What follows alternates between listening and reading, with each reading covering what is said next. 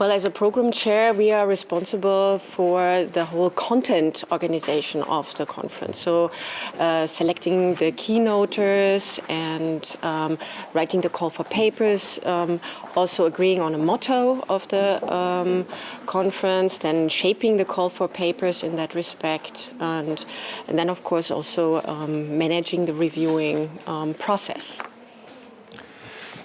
I think Stefanie summed up most things then. The only other additional thing we do is obviously manage the publication of the proceedings and make sure that's done on time, and all the delegates get the proceedings in advance, well, when they turn up for the conference, and then being here, making sure things run smoothly.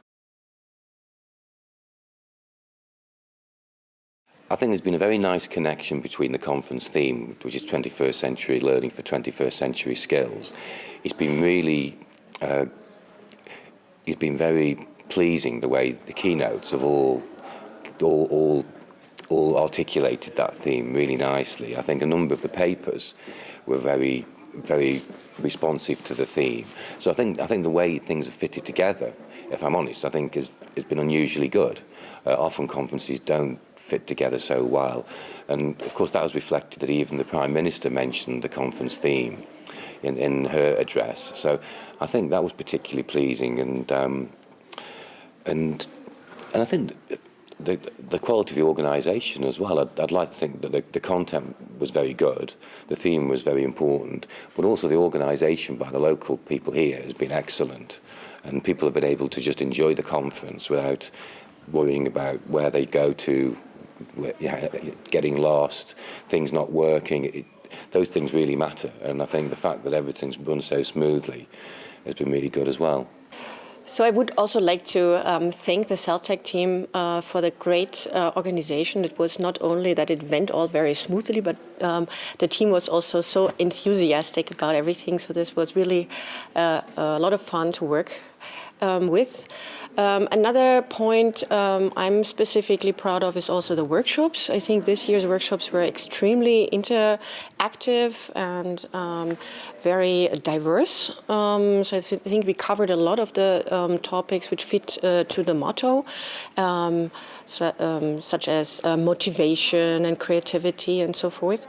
And so I think this really added a lot to the conference, because it really brings in a lot of people, engages them, and brings up the whole spirit.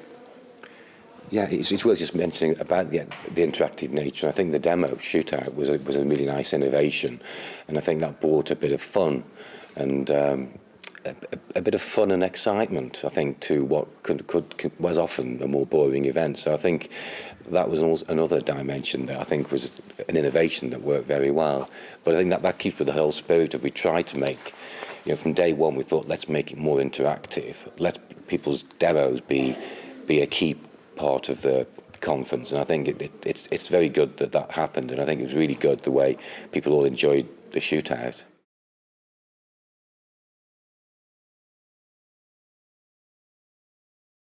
Yeah, so we chose the motto together with Carlos, the general chair. It was our hope to really start thinking more about different kind of skills such as creativity, motivation in this conference. And I think also looking at the Tech Cloud, which I presented at the opening, we could show that a lot of people have really picked up on this. So there were a lot of papers which really went into that direction. And I think also, as Andrew already mentioned, our keynote speakers really were all very much online in this. This was very pleasing. For me, these skills, I'm working specifically in professional learning, workplace learning, and I'm always hearing from our company partners that these kind of things are extremely and increasingly important in companies, such as time management, self-management, talent management. All these kind of things come much more into the foreground at the moment and are real needs. And I think the technologies which we develop here in that community can really be a step forward, not only in schools and universities, but also in companies. What was nice about the theme and the motto is that I think it's driven from different areas that it's becoming a common discourse now amongst people who are funding research, and in the academic community, people are very aware that young people now, especially, and people in the workplace, need new sets of skills, and the old ways of teaching just don't provide those sort of skills.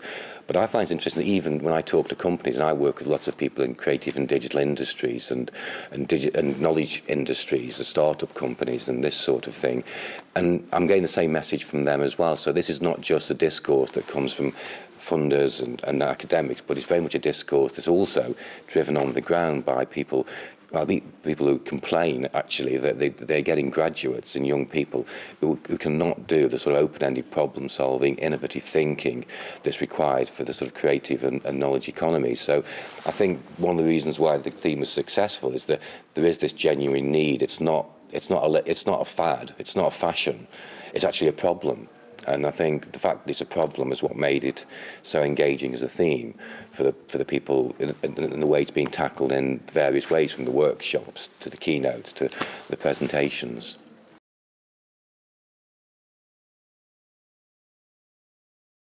We tend to use, we actually a transition at the moment. We're moving more towards Moodle and more open technologies. We've moved from standard virtual learning environments, and I think this year we're now moving to, we're trying more open and more flexible sort of learning platforms, and that's not my particular area of interest, but the way I do relate to what the university does is they tend to consult me on new ideas, and we have a particular branch of the university called UEL Connect, and they are the sort of e-learning innovation arm. So I tend to do small-scale pilots with them. So at the moment I've got a technology called Interlock, which supports critical discussion, and so we're re-implementing that.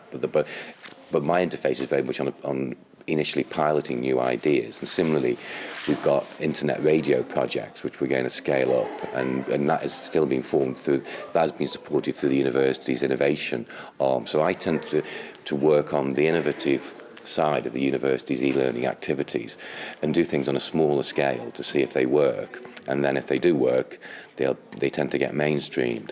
Yeah, my connection is very much at that sort of trying out innovative prototypes and before we mainstream to larger scale support for students.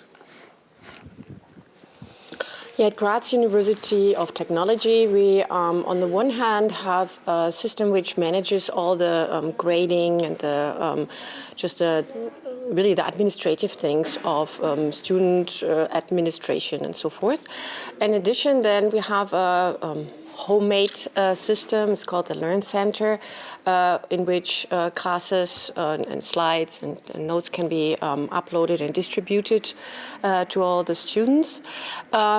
I think this is only in use in certain classes. It's not really rolled out throughout the university.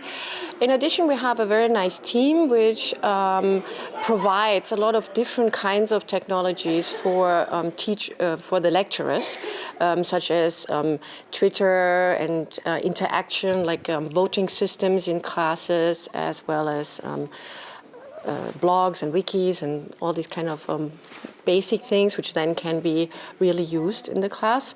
However, this is all done very individually. So it depends on the lecturer if he or she wants to take this up.